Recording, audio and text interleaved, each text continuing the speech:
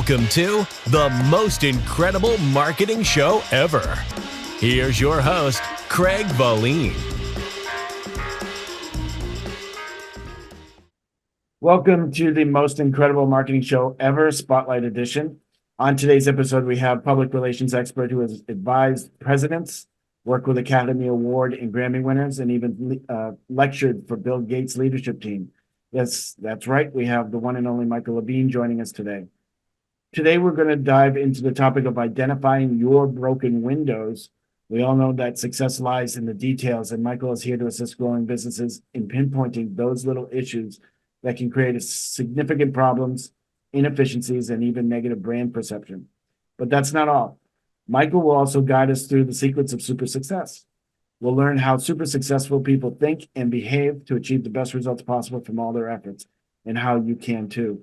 So get ready for an informative, engaging discussion as we uncover the secrets to improving your business and marketing strategies. So without further ado, Michael, welcome to the most incredible marketing show ever, Spotlight Edition. Hello, Craig, and thank you so much for sharing your valuable audience with me. I was thinking we've known each other for 11 years. It feels longer. It does. I mean, in a good way. In a good way. We've been through ups and downs. Yes, and we have. lefts and rights and everything. So all of it. I want to, for the sake of the relationship, for the sake of the show, I want to share how we started our relationship. Okay. And you and I both spoke at an event, and you followed me, and I had left my presentation slide on the screen, and you had started the event with, "I'm not going to ask you for any money. I'm not going to ask you about your wallet or your credit card." And it was funny. I thought it was hilarious.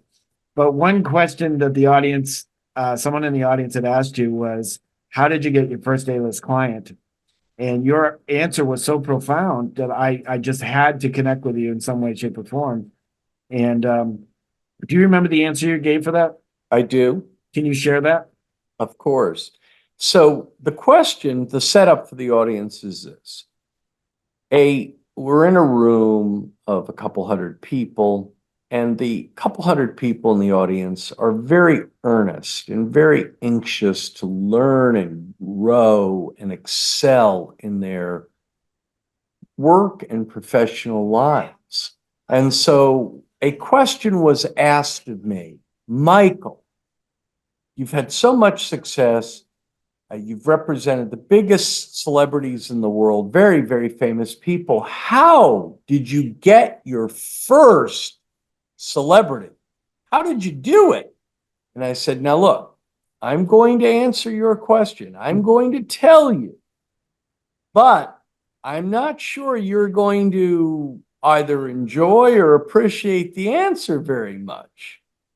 To which the questioner looked a little puzzled, and I said, "Okay, now do you want the answer?" "Yes, I do." "Okay, audience, do you want the answer?" "Yes, I do." "Okay, here's how I did it. Write it down now. Here we go. Here's how I did it. Somehow." And of course, the audience looked puzzled. But over time, I went on to elaborate that the somehow was meant to be a metaphor to the front door, the back door, the side door, the chimney. And we can use it in all kinds of other analogous ways of how people get things they really, really, really, really want. If you really, really want something, you will very often, through enormous resourcefulness, find a way. Yeah, it was profound. And, I want to share a little bit more of our journey together, and then that will set up, I think, the rest of, or a few more of the secrets of super success. I had reached out to you on Facebook, and, knowing who you are and what you've accomplished in your life, I just assumed you're too busy to talk to a guy like me. So I figured the best way to communicate would be through Facebook Messenger, right? And you just respond when you have time.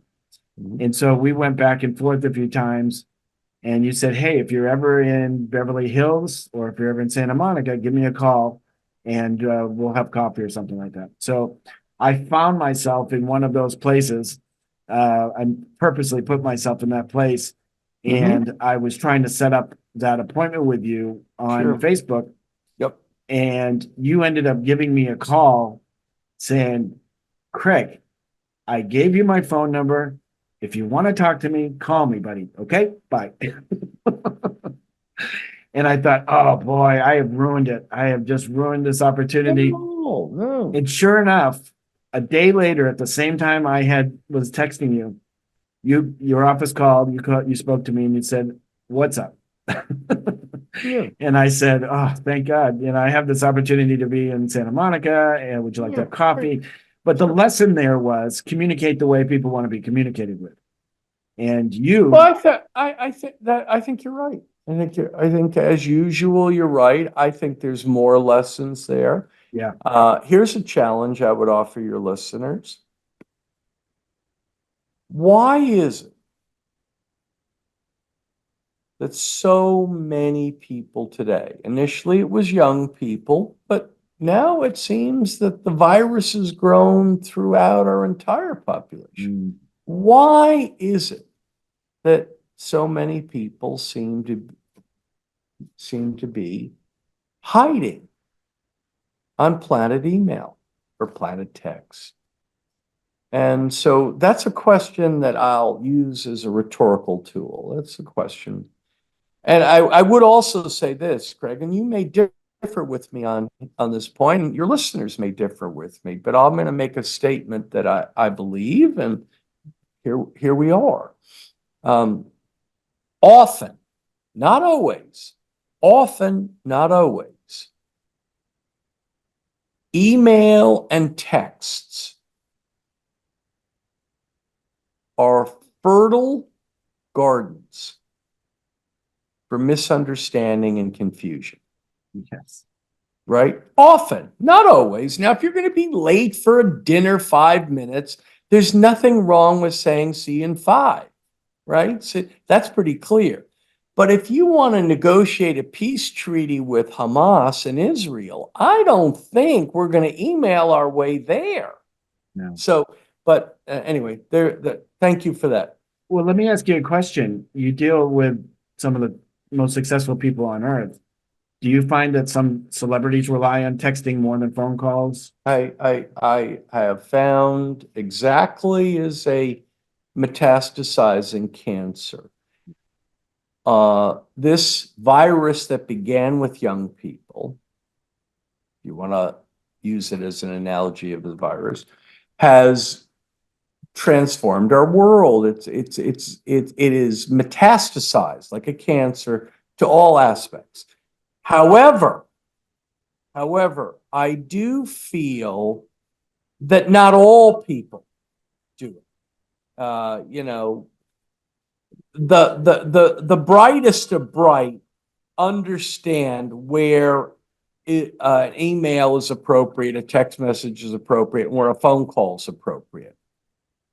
Now, the secondary group, the less bright, seem to be very confused by it. And they also have this subconscious fear that somehow they're disturbing someone. As if 14, to arrange a coffee today, I see it happen all the time.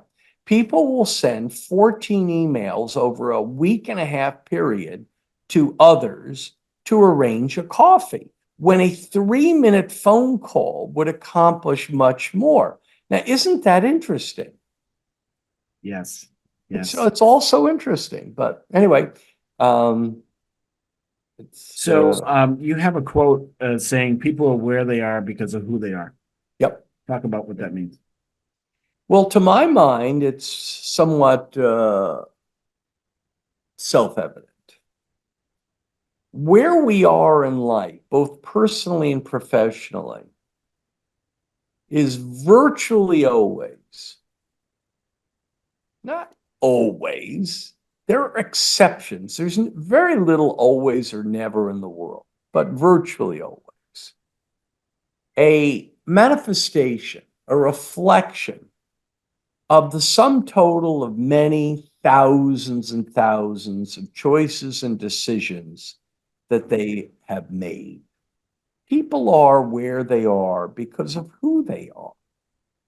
And there are, as you know, Craig, because you're a teacher, a student and a teacher of this, and a damn good one, by the way.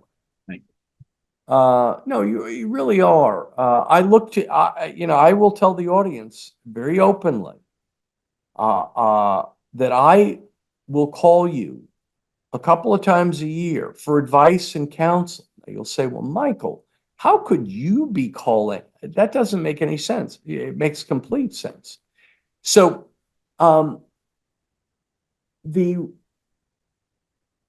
where we are in this world is a reflection of who we are, how we have chosen, how we behave, how we act, how we think, how we read, how we, what we do, what we don't do. And so, and there are success leaves clues, and so does failure. Success leaves clues is a somewhat well-known phrase within the personal development community. But I always thought it was lacking in this way. Success does leave clues, but so does failure, right? And I think both are worth studying. If in America, it would appear to me that success is a subject that has been overstudied, and failure is a subject that's been understudied. And what I mean by that is if you go on Amazon or you go into a bookstore and you say, can you show me some books on success? There's a mountain, right? If you go on Amazon, there's a mountain. If, on the other hand, you say, can you show me some books on failure? There's probably a half a dozen. And I think they're very important topics to understand in both ways. So you also say the way you do anything is the way you do everything. Correct. That's exactly right. And it's the same kind of thing. If you have a consistently sloppy car, right? Now, I don't mean if you have a sloppy car for a day or a week. If you've just moved houses and your car is sloppy for a week, that doesn't really tell us anything except that you've moved. But if you have a consistently sloppy car, my dear friend, you, though you may not know it, have a consistently sloppy life. You have a sloppy refrigerator. You have a sloppy mind. You have a sloppy way of living your life. Now, you may say, well, that's very judgmental. Perhaps, but... It's my son who just graduated from college. I have said, his car is very messy. And I say, hey, look, you go on a job interview and they walk you out to the car and they look in your car and see how messy it is. They're going to judge you on that. That's because that demonstrates who you are. I do agree with that. I would also say this, Craig, to him. I would say, son, may I share something with you that's interesting? And he may say yes. I hope he'd say yes. Son, people who live in poverty, not affluent people, but people who live in poverty. Let's not talk about non-affluent. Not talk about middle class. Let's talk about people who are in poverty. They have virtually no similarity of rootage. I mean, they're black and they're white and they're gay and they're straight and they're young and they're old and they're fat and they're thin. They have no similarity except this. There is one commonality of all people who live in poverty. Every single one of them lives a disordered life.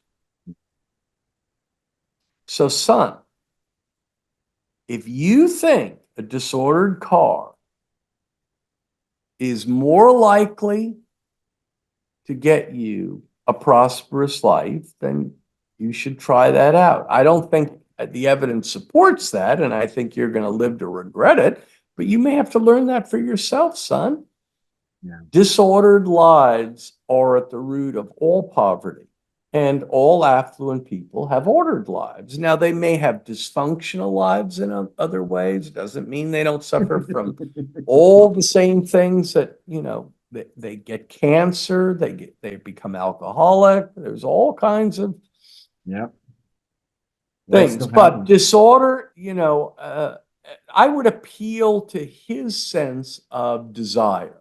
Son, if you want to be prosperous someday, I would encourage you not to live a disordered life. But if you want to live a disordered life, it's probably going to affect your income level quite a bit. You may be having many of your birthday dinners at Subway unless I pay for them. But if that's how you want to roll, Yeah. Yeah. don't order the tuna, though. I'll tell you that. If you go Yeah. to Subway for your birthday, don't order the tuna. Yeah. Well, we have talked. We've had lots of people come in and out of our lives, expressing interest in you, knowing you. They've attended the 3 O's of Super Success presentation, and then they want to talk to you and be friends with you and everything. And we say, oh, they show signs of talk, but no action. Yeah. Well, So look, 95% of, I don't know, 90% of the world, if we broke the world down, if we went to an airport in Los Angeles or New York or Chicago or Detroit and we rounded up 200 random people, 90% of them, that would be 180 of the 200, would fall into the category of talker, not doer. Right. About 20% would fall into the category of doer, not talker.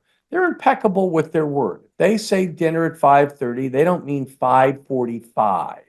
They're impeccable with their word, principally to themselves. So, yeah.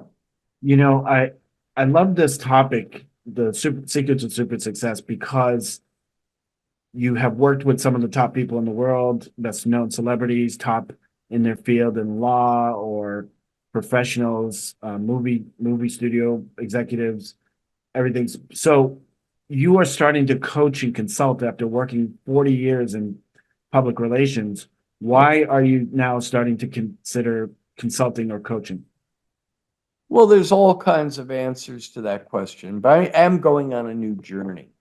First of all, I'll be very open with you, Craig. I think I've told you this off air. I've had 3 friends in their 70s, close friends, vibrant friends, who have made the decision in the last 3 years to retire. And dear brother, I will tell you, it's not a good advertisement for retirement. Their lives become smaller. Their minds become shrunken. Their dialogue becomes limited. The center of their day, the center of their week, the center of their life is going to Costco or searching the internet for what a scumbag Donald Trump is, or something of that sort. It's not a good advertisement. So I don't want to retire. But what I do want to do is take on a new adventure. And this adventure is the realm of consulting and coaching. I've been very affected, both from an enjoyment point of view, but also other intellectual ways, by the watching rather often of Shark Tank. And so I see these young, enthusiastic, often between 30 and 50 men and women, gay, straight, black, white, young, old, and they're all super enthused. They all think they've got the greatest idea in the world. And of course, what they're doing is they're begging the sharks for money, money, money, money, money. They want money. But what some of them seem to understand, as importantly as the money, is the mentorship.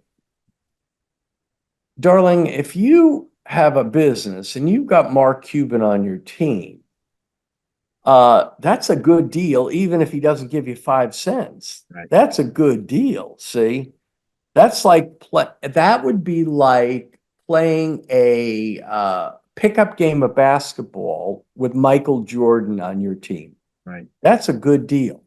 See, so I want to offer people, a certain kind of person, some advantage in how to get from point A to point B in a more efficient way.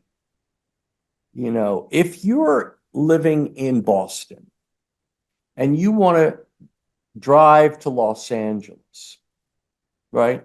There is a straight path that you can drive. There's an efficient straight path. Or you could go to Boston, and you could stop in New York, and then you could go to New Jersey, and then you could drive down to Georgia, and then you could go to Florida, and you come back up to North Carolina, and then you could go up to Chicago, and then you could travel back to Boston, and you could go back to Milwaukee, and then you could go to Denver and so forth and so on. It's not efficient. So I think that this program I've set out of coaching and consulting people, both personally and professionally, right? What is very important before people very often want to know, what do I do? What do I do? What do I do? And I'm more interested initially in what do you need to stop doing? See, if you have a boat and it has a massive hole at the bottom, and you want to sit and talk to me about the color of the boat, and can we get a cool stereo on the boat? Do you think the boat should have Venetian blinds on it? And, what type of... This is all irrelevant until we get the hole fixed, because a boat with a hole is not sustainable. Well, lives are like that. So I hope to find very motivated people who are serious, that are doers, not talkers, that would find this of deep value, educational value. Yeah. First I want to, in a moment, we're going to get into your Broken Windows book, but I want to ask you, Okay. You've written 19 or 20 books so far? 19. 19 books. What made you write the first book? What intent did you have in writing the first book? Sure. It was brought on, as Bob Dylan said, by a simple twist of fate. It was brought on by a simple twist of fate. A lot of my life has been unexpected. And I had an opportunity. I was doing something at the time, and I had an idea for what I thought would be a good reference book about how people, average people, could contact famous people for various reasons: charity, autographs, any kind of thing. No, there was no email at the time. There was no texting and so forth and so on. So it was brought on by a simple twist of fate. Did you know that by writing more books, you would be perceived more as an expert or authority? I think I came to conclude that over time, I came to understand that there was this tremendous correlation in many people's minds with intellectual credibility in book writing. Now, that's changed a lot in the current world, because 30 years ago, you couldn't self-publish. If you self-published a book, you were thought of as kind of someone who couldn't, get a book published. All of my books have been published by major publishers. Right. So, but there's no stigma to self-publishing today, but there's also a lessened credibility. What happens is people self-publish their books, and then some huckster will come along and tell them for $97 3 times a year, I'll get you a #1 ranking in Amazon as an Amazon bestseller. Right. Well, anybody can be an Amazon bestseller if you pay money, Right. But that doesn't mean much. Now, the New York Times means something, but the Amazon bestseller list is a charade but people like charades. Right. Think about all the people in the world that are just drawn to the circus of appearance.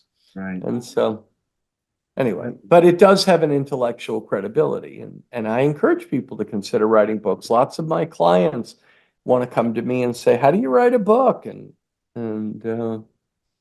so forth and Is so that on. part of your strategy or your public relations strategy? Can be. Yeah. I want to know a person. First thing I'm interested in understanding about a person is, to the extent they can figure this out, and it may take them a little bit of time, is why do they think they were born? Why do they think they were put on this earth? They will be on this earth on average, I don't know, 80 years, 90 years, 70 years, some less, some more. Now, if you're on the earth 90 years, you get 29,200 days. If you're on the earth 80 years, you get 28,500 days. That's it. The game's over. Now, why are you here? Were you here to spend your life on Netflix or LinkedIn or porn sites? Is that what you were put here to do? Maybe. Right. Or are you here to contribute something or leave a legacy? What would you like said about you in your obituary? Would you be happy with what currently exists? If we wrote your obituary today, would you like if the next 5 years of your life went no better or no worse than the last 5 years of your life? No better, no worse. Would that make you happy, sad, or no opinion? Now, if it make you happy, I'd encourage you to keep doing the thing you're doing. If it make you sad, I'd consider making some changes. If you're of no opinion, then I'd consider you getting a diary and thinking more. Yeah. A lot of what you just said is happening in my life in the last 5 to 7 years. I'm 50, I'll be 57 There you next go. month.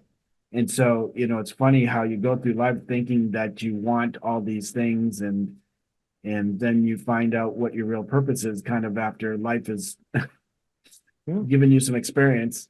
Yeah. And everything has changed. All my priorities changed. Yep. Number one, this, and I'm not afraid to share it, is that I got sober 5 years ago. I Yep. tried 7 years ago, but I got, it took 5 years now. And all my priorities changed, including being grateful for what I already had in my life versus chasing the dream that I could never really achieve. So. Well, here again, let me use this as a metaphor. So Craig allegedly had a hole in his boat. It was large and gaping, and he was sinking. And you better start swimming, or you'll sink like a stone, for the times they are changing. Yeah, I was sinking like a stone for sure. He was sinking like a stone. So he said, now, my goodness gracious, here, I've got a boat with a hole. And I'm trying all these other things to do, but until I get this hole fixed, not with false comforts, but with real solutions, I'm not going to go much of any place. So there we are. And life does this to us. We're all going to experience difficulties on our journey. Yeah. We're going to have parental deaths, spouse deaths, tragedies, car accidents, murders, all kinds of carjackings, all kinds of stuff, bankruptcies. And the question will become not whether we're going to be able to avoid all of them, and we can avoid many, but we can't avoid them all. But what do we do once they arrive? We're gonna switch topics a little bit, or mainly, you wrote a New York Times bestseller called Broken Windows, Broken Business. I did. This is edition number 2, right? Updated It version, is. which you launched about 2 or 3 years ago. 2 years ago. At the fifth, it was written initially in 2006. Broken Windows, Broken Business was a business book written in 2006. It became a big bestseller internationally, which is quite amazing. And then at the 15-year mark, the publisher, it's a major New York publisher, said, look, this book is done so well for so long. It is taught at virtually every major business school in America. Of the top 25 business schools in America, 25 out of 25 teach the book. So what we'd like to do is we'd like to ask you to do a revision. Put 25% new material. The world's changed in the last 15 years. Let's do a revision. Right. And I said, well, that's an interesting idea. Am I going to get paid again? And they said, you are. And I said, well, let's do it. And there we are. And so I put 25% new material in the book. I think it is made it not necessarily a better book, but I think it's made it a more contemporary book, right? See, 15 or 20 years ago, if you went into a bathroom in a restaurant, in a Starbucks, or you could leave the bathroom. If the bathroom was dirty, you could leave disgusted. You might say something to the manager, you might not. But today, if you walk into that identical bathroom in Starbucks and it's dirty and filthy, in your pocket is a cell phone. You can take a picture out. You can put it before you leave the bathroom. Right.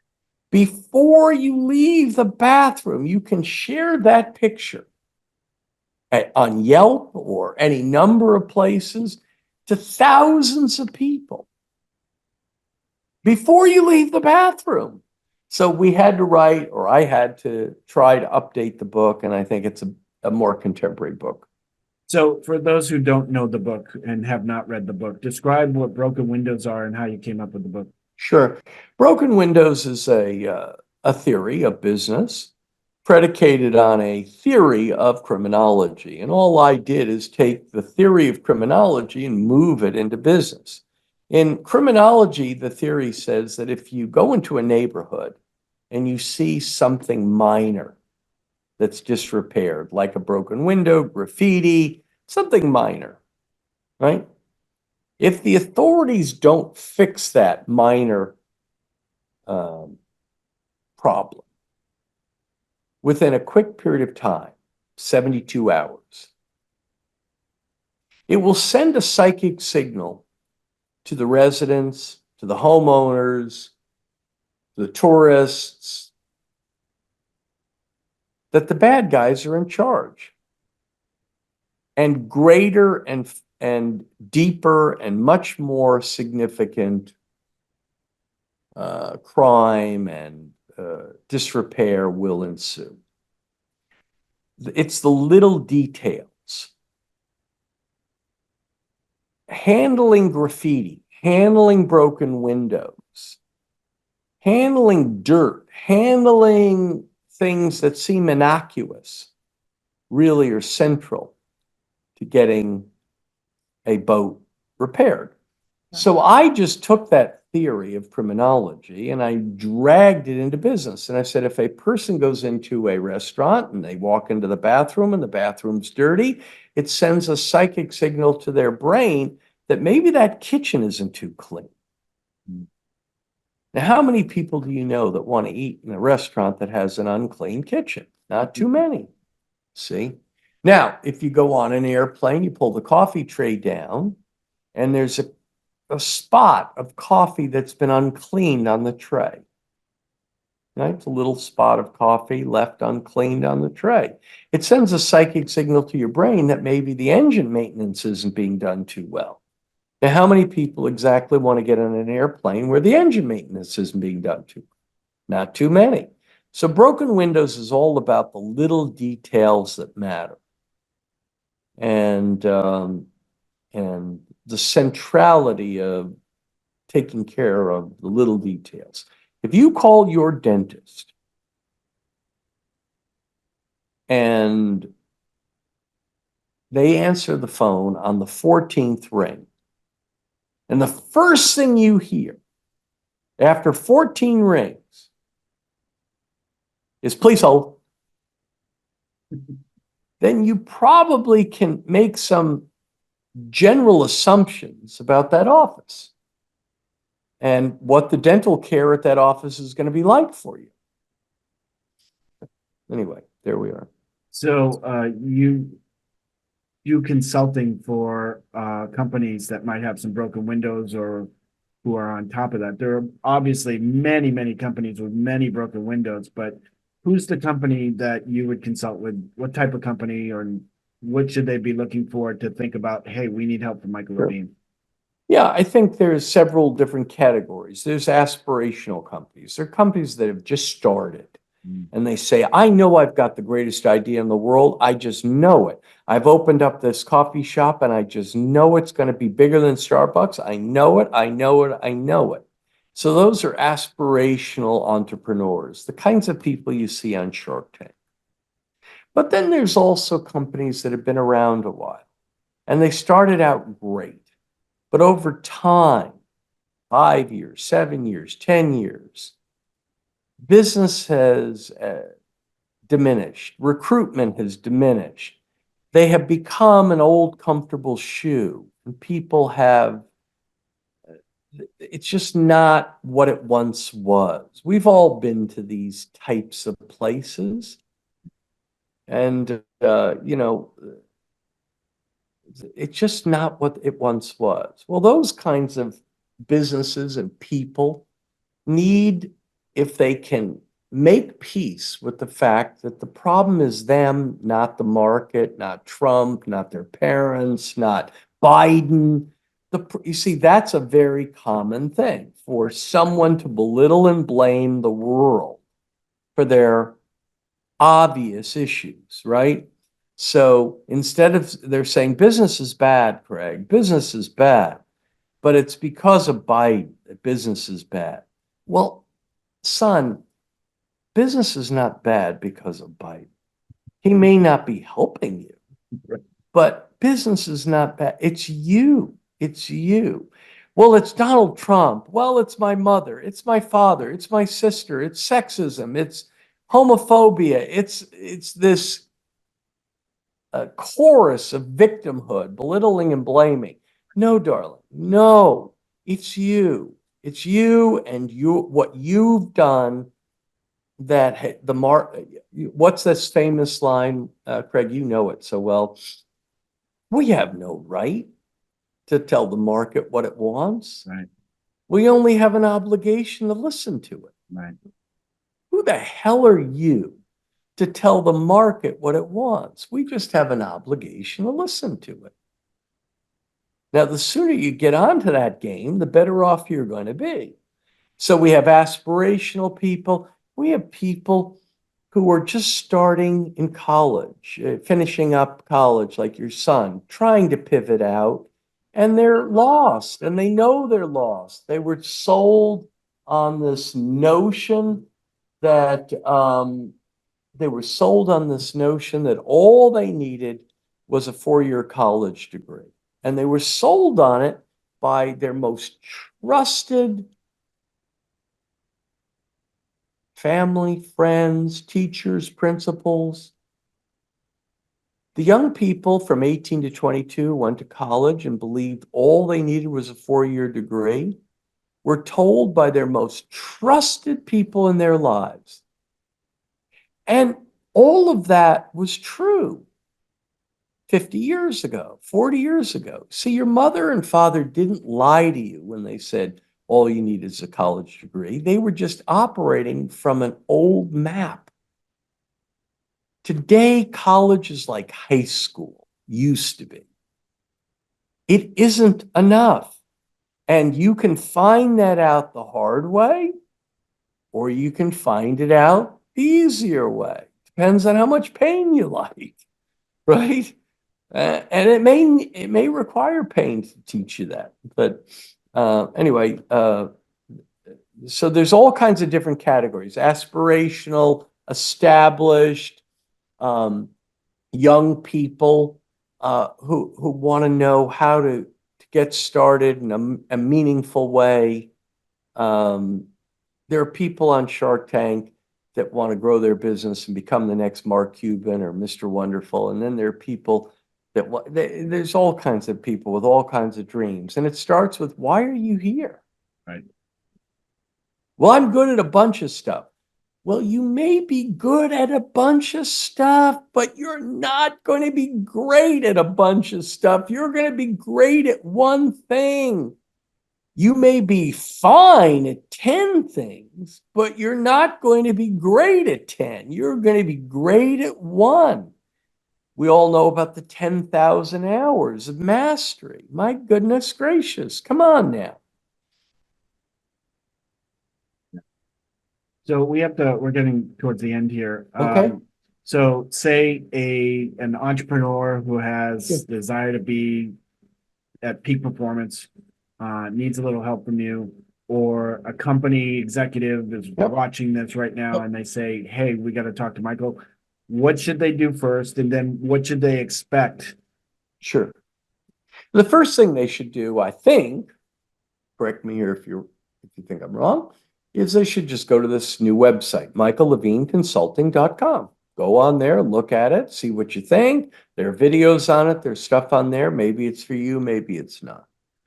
If you feel that inclined to be interested, then we can arrange a telephone call. We don't have to text 46 times to arrange a phone call. We can arrange a phone call. We can talk for, I don't know, 10 or 15 minutes, and I can rather quickly assess whether or not I believe that I can be of some modest value. From the costs to this program, both from a time and financial point, are really very modest. When contrasted with the cost of wandering around lost in a jungle for years. The costs of time, the costs of it.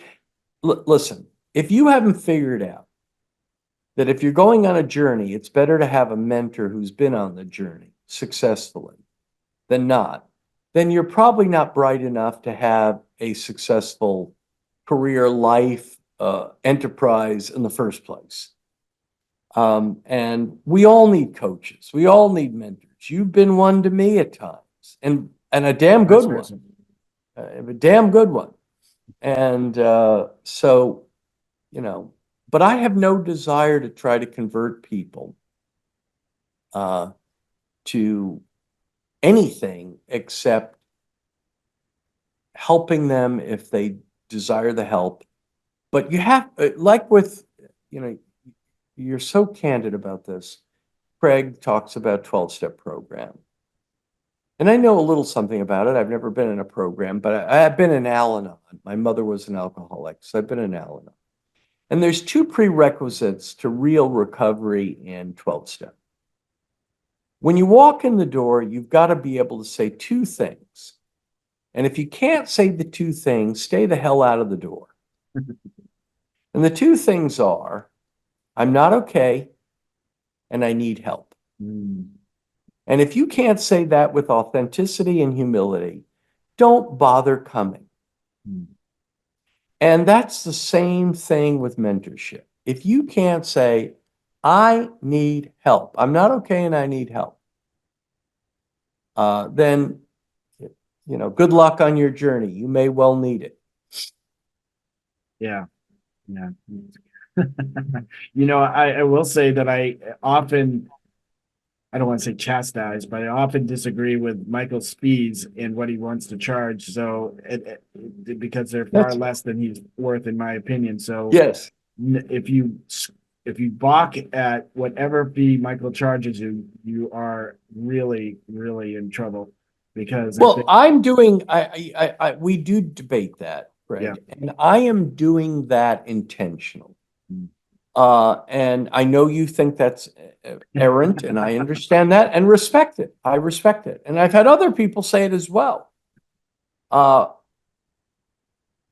Let me be open with you, Craig. I don't need the money. Right. I take the money.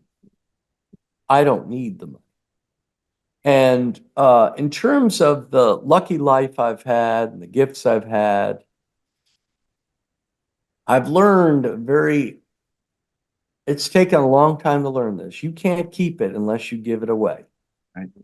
So now, for some people, $500 a month is a fortune.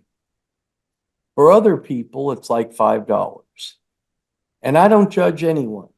I say, if it's a fortune to you, get to the place where 5 years from now it won't be. See, not all rich people, not all affluent people are happy. We know this. We know affluent people are not happy. But I can tell you this, while all affluent people are not happy, all broke people are miserable. That I can tell you.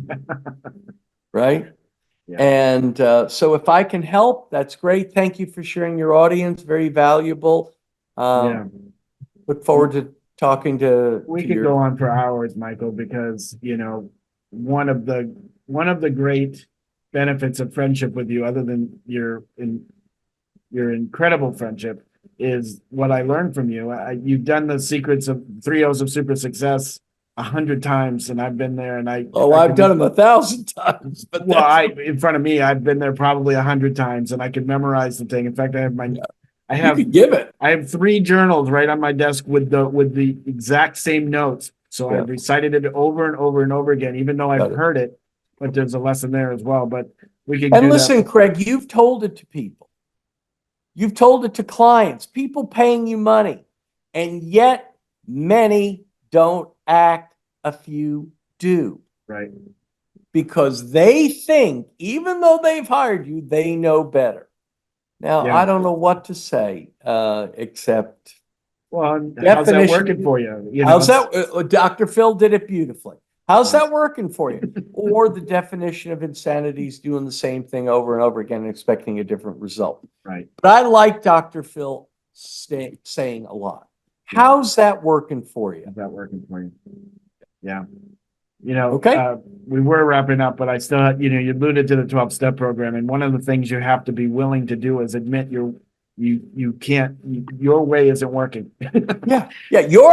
What's the phrase, brother? Your best thinking got you here. Yeah. Right here, right now. Yeah. Now listen to everyone listening to this. Mary, Phyllis, Jose, Barbara, Hillary, Joe, Frank. Listen.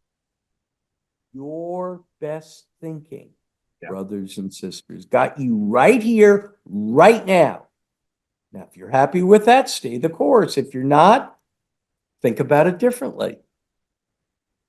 So we're going to wrap up, but I do want to say one thing that I wanted to say earlier that I forgot to is this is Dan Kennedy's one of his favorite books, and he refers to it all the time. Very kind.